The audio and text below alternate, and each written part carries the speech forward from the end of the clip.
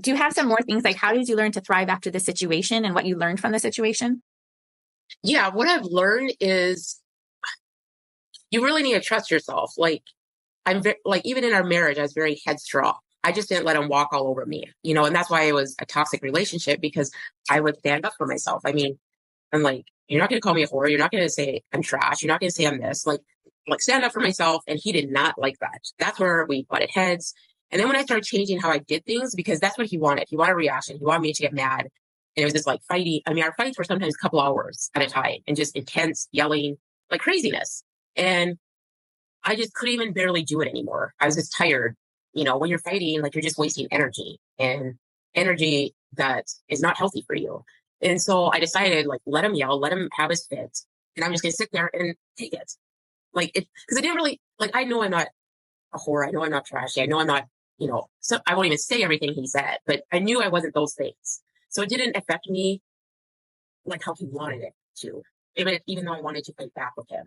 That was my main goal, is to get out of it, to get me and the kids out of it safe.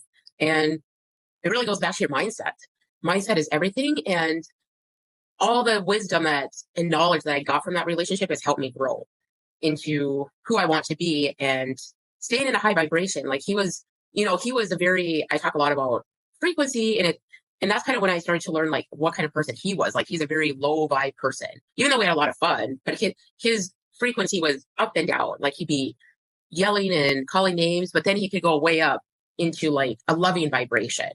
So I've really learned about like who I want to be even more. Mm-hmm. Yes.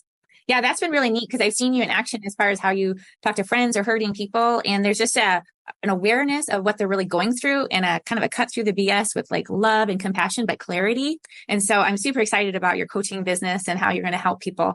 And, just through the experience you've been through, it's amazing, like thinking back how much you've grown through that and how like your kids are all emotionally very healthy and mentally very healthy, and how you created a space for them to be able to process all of that. So I just think it's really amazing. Like I would have never guessed, that, Eric and I's friendship, that because Josh was very normal when we first met, never would have guessed that it was a life-threatening situation that could have led to your demise. And so I'm just super, super grateful. And I'm amazed at how you're going to impact the world because of it.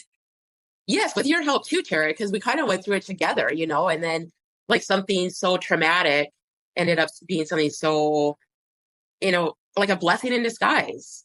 And that's how you have to look at it. Like some people might hold anger towards, I went through anger with him. And then the ultimate level of love, I would say, is forgiveness. And, do I still think about him? Yeah, he comes to my mind. You know what I mean? Like I still have care for him because I don't want him. You hear a lot of people complain about their exes or this or that, and it's like, where is that going to? You're going to attract more of that. So I believe in like the manifestation, like be who you want to be, and that's what you're going to attract. That's a great place to leave us. Be who you want to be, and that is what you're going to attract. That's awesome, yeah. Erica. Thank you so much for your time. I appreciate you sharing your story. Yeah, thank you, Tara.